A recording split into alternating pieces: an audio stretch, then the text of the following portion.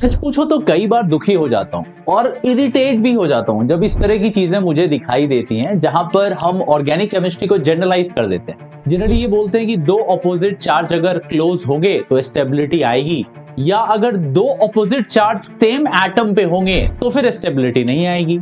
1,3-ब्यूटाडाइन के केस में positive negative close हैं तो क्या इलेक्ट्रोस्टैटिक फोर्स ऑफ अट्रैक्शन इस कॉस्टली चार्ज को ओवरकम कर पाएगी, या अगर ये ऑपोजिट है तो क्या स्टेबिलिटी ज्यादा होगी। या वो जेनेरिक स्टेटमेंट जहां पर अपन बात कर रहे होते हैं कि सेम एटम पे चार्जेस नहीं रह सकते, तो फिर ओजोन मॉलिक्यूल में आप देख रहे हो प्लस और माइनस एडजेसेंट पोजीशंस पे ये दोनों के दोनों स्ट्रक्चर्स तो स्टेबल रेजोनेटिंग स्ट्रक्चर्स है ओजोन को। इनफैक्ट यही रेजोनेटिंग स्ट्रक्चर्स हैं। सिमिलरली जब आप अजाइड आयन की बात करते हो तो प्लस के दोनों तरफ माइनस है और उससे आगे बढ़े तो प्लस के बाजू में 2 माइनस भी है। तो इन केसेस में अपन कैसे आंसर दे सकते हैं, क्या जनरलाइज करना सही है? मैं सिर्फ इतना ही नहीं, मैं आपको एडवांस क्वांटम मैकेनिकल कंप्यूटेशंस के थ्रू आज मॉडलिंग करके भी लाया हूं, जहां मैं आपको कंप्लीट मॉडल दिखाऊंगा। हर एक चीज पर बात करेंगे। मेन कंसर्न है जो एक जेनेरिक स्टेटमेंट होता है कि electrostatic force of attraction stability लाता है या नहीं लाता है। आइए इस छोटी सी वीडियो में बात करते हैं। पहले ये आपको समझना होगा कि स्टेटमेंट क्या है जिसको हम बहुत यूज टू वे में डेली लाइफ में ऑर्गेनिक केमिस्ट्री में यूज करते हैं। स्टेटमेंट ये है कि अगर दो ऑपोजिट चार्ज एक दूसरे के एडजेसेंट पोजीशंस पे होंगे तो electrostatic force of attractions stabilise करेगा उस तरह के सिस्टम्स को, राइट? ग्रेट। अगर दो सेम चार्ज एडजेसेंट पोजीशंस पे होंगे एक्सट्रीम रिपल्शंस होगा। अगर दो ऑपोजिट चार्ज जितने दूर दूर होंगे उतना अट्रैक्शंस कम होगा और स्टेबिलिटी कम होगी। तो पहला क्वेश्चन आता है, इस 1,3-ब्यूटाडाइन के केस में ये न्यूट्रल है, ये 1,2 चार्ज सेपरेटेड है, ये 1,4 चार्ज सेपरेटेड है। मेरा आपसे सवाल है, इनमें स्टेबिलिटी का क्या लगता है आपको, कंट्रीब्यूशंस क्या होगा? कौन ज्यादा होगा, देन आफ्टर कम कौन होगा, कम कौन होगा? आप वीडियो को रोक के एक बार सोचना, फिर मैं डीप एनालिसिस पर आता हूं।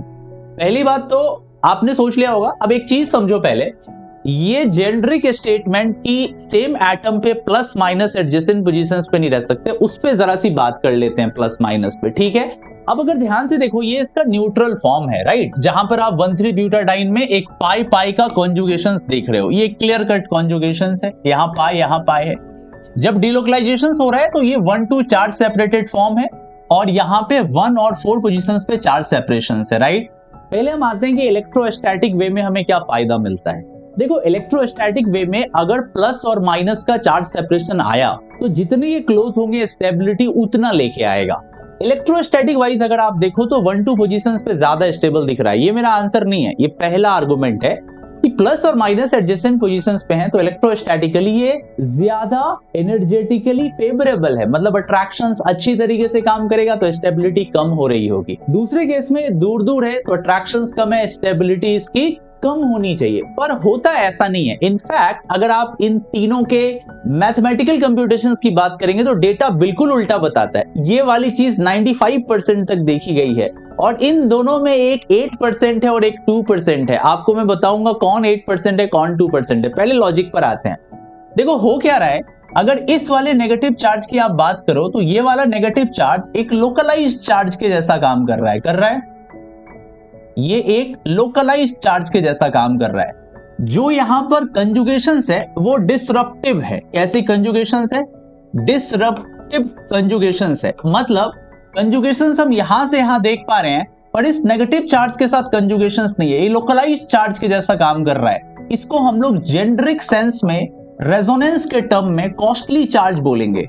ये ज्यादा कॉस्टली चार्ज है। ऑर्गेनिक मॉलिक्यूल में आप कार्बन के ऊपर नेगेटिव दे दोगे, इलेक्ट्रोस्टैटिक फोर्स ऑफ अट्रैक्शन उतनी स्टेबिलिटी नहीं दे पाएगा जितना एक एक्सटेंडेड कंजुगेशंस दे पाता है। तो चूंकि ये एक नॉर्मल से डेड से डाइलेक्ट्रिक मीडिया में अवेलेबल है तो आप बहुत ज्यादा उम्मीद ना करें स्टेबिलिटी की इसकी।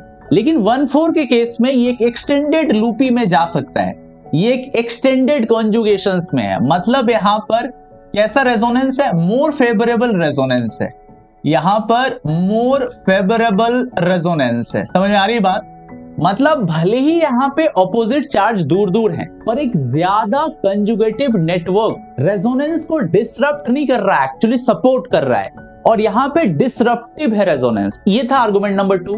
दूसरा एक इसका लॉजिक ये है कि ये वाला जो रेजोनेटिंग स्ट्रक्चर है ना, एक्चुअली में ये प्री बॉन्डिंग स्टेट है। प्री बॉन्डिंग स्टेट का क्या मतलब होता है? ये वो स्टेट है जहां पर ये नेगेटिव इस पॉजिटिव के साथ बॉन्ड बना के खुद को न्यूट्रल फॉर्म में कन्वर्ट कर लेगा।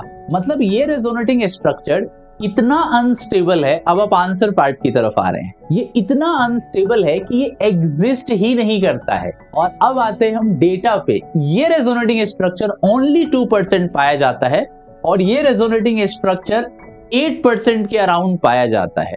मैंने बहुत सारे रेफरेंसेस इसके देखे हैं और मैंने इसको सिमुलेट भी करके आपको दिखाया है, जो आपको अगली स्लाइड में दिखेगी। अगर आप देखिए 3 चीजें यहाँ पर मैंने 1,3-ब्यूटाडाइन की प्लॉट करी है। ये इसका न्यूट्रल फॉर्म है, ये इसका 1,4 चार्ज सेपरेटेड फॉर्म है और ये इसका 1,2 चार्ज सेपरेटेड फॉर्म है। तुम देखो न्यूट्रल वाला 90% तक अपना हाइब्रिड में कंट्रीब्यूशन रखता है। जो 1,4 है वो 8% रखता है, जो 1,2 है वो 2% रखता है।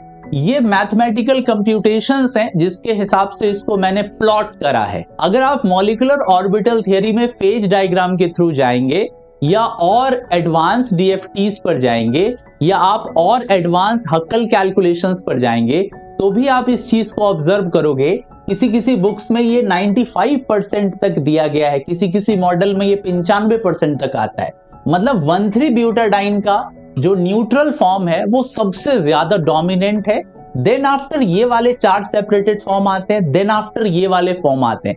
कई जगह इसको प्री बॉन्ड फॉर्मेशन से स्टेट बोला जाता है। इवन रेजोनेटिंग स्ट्रक्चर कंसीडर भी इसको नहीं करते हैं। तो जब कभी भी आप ऐसा बॉन्ड देखे, आप बेंजीन में ही सोचोगे कि मैं बेंजीन में ही ड्रॉ कर दूं ऐसा वाला स्ट्रक्चर, तो ये हाईली अनफेवरेबल स्टेट है। हम इसको जनरली यूज नहीं करते हैं। आपको बात समझ में आई मैंने क्या बताया? मतलब हमें एक्सटेंडेड वे में यहाँ पे देखना है कंजुगेशंस को। यहाँ डिसरप्टिव रेजोनेंस है और ये प्री बॉन्ड स्टेट है 1,3-ब्यूटाडाइन का।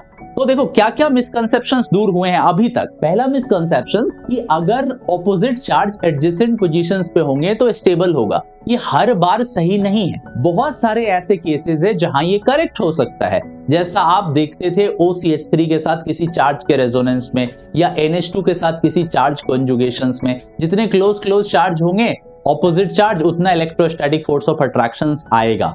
पर इस तरह के मॉलिक्यूल्स में ये काम नहीं करेगा क्योंकि आपको एक्सटेंशन देखना है रेजोनेंस का। और यहाँ पे जो बॉन्ड आपने बनाया है ये एक्चुअली में इसका प्री बॉन्ड फॉर्मेशन स्टेट है, इसीलिए 2% के अराउंड है। आप इसको थोड़ा मैथमेटिकली सोचो। अगर ये 90% है, ये अगर 8% है और ये 2% है, इसका क्या मतलब है? क्यों ये 2% रहा होगा? इसलिए रहा होगा क्योंकि इसका मैक्सिमम मोल फ्रैक्शंस या मैक्सिमम फ्रैक्शंस खुद को न्यूट्रल में कन्वर्ट कर लेता है। मैथ समझ में आ रही है? ये इतना कम इसलिए है क्योंकि इसका मैक्सिमम फ्रैक्शंस खुद को न्यूट्रल फॉर्म में कन्वर्ट कर लेता है। और ये 8% के अराउंड इसलिए है क्योंकि इस फॉर्म को इस फॉर्म में कन्वर्ट होने में थोड़ा सा रेसिस्टेंस आएगा, बिकॉज ये स्टिल एक्सटेंडेड कंजुगेशंस में है। तो मैथमेटिकली और डीप लॉजिक के थ्रू आप इस चीज को समझ रहे होंगे, राइट? समझ रहे हो? ये डिस्ट्रीब्यूशंस भी आपको समझ में आ रहा होगा। तो ये छोटी छोटी चीजें आप जरा दिमाग में रखें।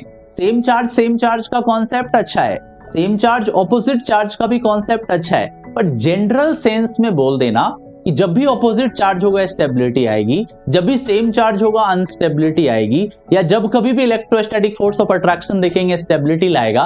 This is not always true. समझ रहे हो? यहां मैंने ओजोन इसीलिए दिखाया है क्योंकि आप देखो यहाँ पे प्लस माइनस एडजेसेंट पोजीशंस पे, यहाँ पे देखो N3, यहाँ पे प्लस माइनस, और इनफैक्ट स्टेबिलिटी क्रिएट हो रही है। इनफैक्ट ये स्टेबल है। यहाँ पे ऑपोजिट चार्ज स्टेबल है, यहाँ पर भी ऑपोजिट चार्ज स्टेबिलिटी ला रहा है, नो प्रॉब्लम एट ऑल। पर यहाँ में जो कॉन्सेप्ट है वो कॉन्सेप्ट इस पे आप नहीं लगा सकते। यहाँ पे कॉन्सेप्ट बदल जाता है क्योंकि लॉजिक डिफरेंट है। तो 1,3-ब्यूटाडाइन का एक्सप्लेनेशन एक अलग प्लेटफॉर्म पे जाएगा। ओजोन और अजाइड आयन या डाइजो जैसे आयन का एक्सप्लेनेशन एक अलग प्लेटफॉर्म पे जाएगा। दोनों के लिए अलग अलग कॉन्सेप्ट्स हैं। इसीलिए मैं बोलता हूँ बार बार ऑर्गेनिक केमिस्ट्री बहुत सुंदर है। और मुझे लग रहा था जब मैं ये वीडियो बनाऊंगा तो अक्सर लोग बोलेंगे इसका कोई proof and all other things, इसीलिए मैंने इसको सिमुलेट भी कर दिया तुम्हारे लिए। जो क्वांटम मैकेनिकल कंप्यूटेशंस होते हैं, डीएफटीज होते हैं, एडवांस मैकेनिकल मॉडल्स होते हैं, उसके ऊपर इसको सिमुलेट करके ये पूरा डेटा आपको दिया गया। इससे पता चलता है, देखो यहाँ लिखा हुआ neutral and all other things.